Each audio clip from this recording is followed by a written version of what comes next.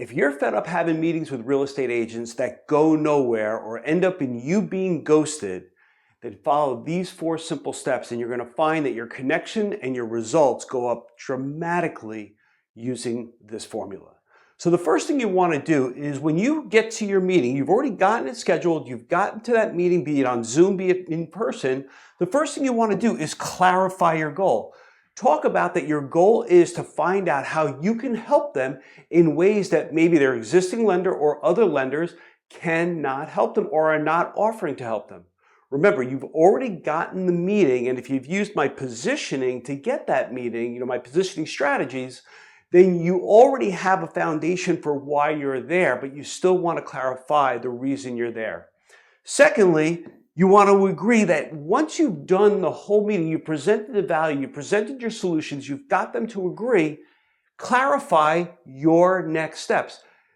Just say, so in order for us to move forward, or what do you think our next step needs to be to keep the momentum going?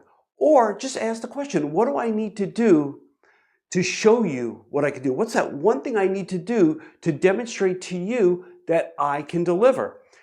It's a simple closing question, but what you're doing is you're getting clarity on what your next step needs to be. And I have a rule, never leave a meeting without your next step in place. This is where so many originators now get hung up. They get hung up on number 3. They have the meeting and now they start doing the follow-up and they feel like they're begging. And after you do the first or second time calling, just checking in to see how things are going, that's begging and it makes people feel very uncomfortable. It makes the agent feel uncomfortable. It makes you feel uncomfortable. So how do you flip it? Value. Always focus on creating value. So look at things that are happening in the market. Give them, whether it's news article, links to news articles, thoughts, ideas, ask their opinion about something in the news. And perfect example for the timing of this video today, this tip, is 50-year mortgages. It's all over the media. It's all over the headlines. I'm not going to get into whether it's a good idea or a bad idea. I'm just going to tell you that 50-year mortgages could be a great reason for you to ask an agent's opinion. You don't even have to, I'm going to just give you another side tip. Let's say you didn't even have a meeting.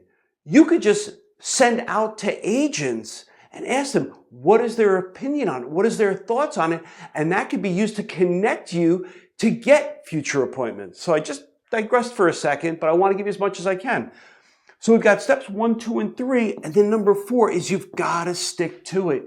You can't stop. You've got to stick to it.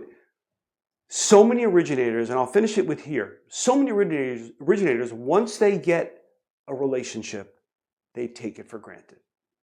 That's where your opportunity is, because if you're sticking to it, you continue to provide value, to continue to provide value, guess what happens? The magic happens. They will reach out to you. They'll ask a question. You've got to stick to it. It's that follow-up, it's that follow-through that so few originators are willing to do because they don't have a strategy for it. Hope this tip helps. We'll see you next week.